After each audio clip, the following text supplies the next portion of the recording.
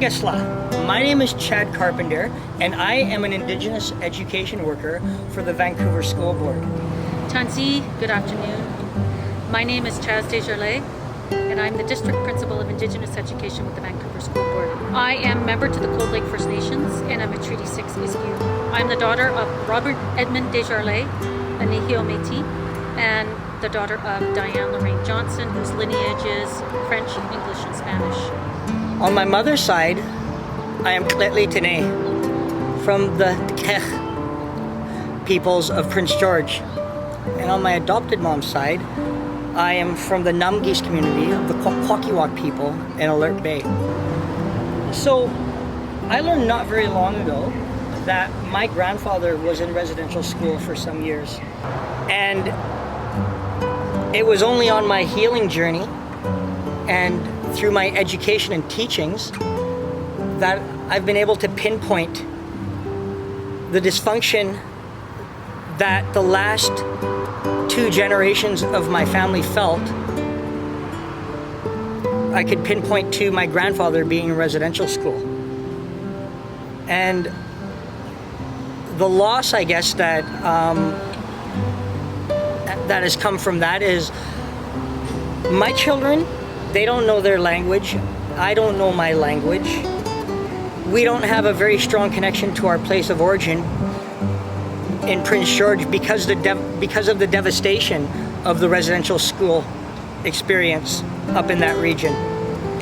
I know we've all learned about the impact of Indian residential schools on Indigenous peoples, but we also, for many of us, Indigenous peoples, and for myself, I will speak of my own personal experience, we are continuing to live that legacy, and that legacy of harm continues on. However, what I really want to share with you today is that I'm grateful for those survivors, and I call them survivors, because they survived Indian residential school and they're still here today. We lost many young people, unaccounted for, over 6,000 young people killed in residential schools.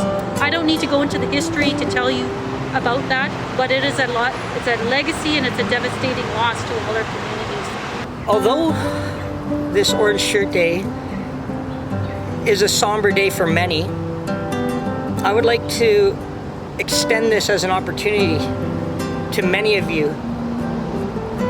to really take the time to learn and understand the impact, the intergenerational impact, the ripple effect that residential school had on so many Indigenous peoples and communities. It is widely known that there's not a single Indigenous person alive in Canada that hasn't been directly or indirectly impacted by the residential school experience.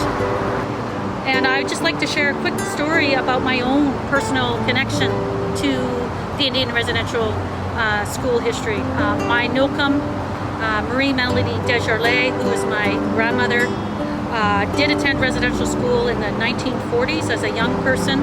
She attended with 8 brothers and sisters. She attended Onion Lake Residential School. So they used to take the kids from the Cold Lake area and they would take them across the lake and they would take them to the residential school. Even my grandfather, who was a Métis, probably went to a day school, although I don't know because I don't know enough of his history. And that's the impact of Indian residential schools. It disconnected people from their communities. Some people didn't get to go home. Some children never made it home. Some families never got to see their children again. Can you imagine the devastation and how sad a community would be if your children never came home?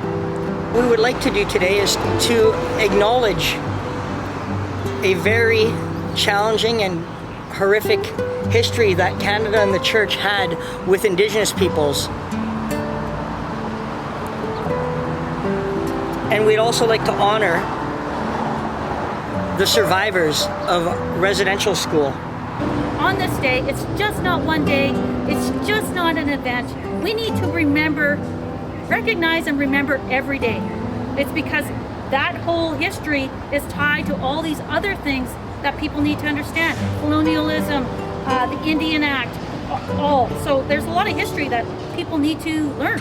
And we open our hands and open our hearts to allow them to continue that learning.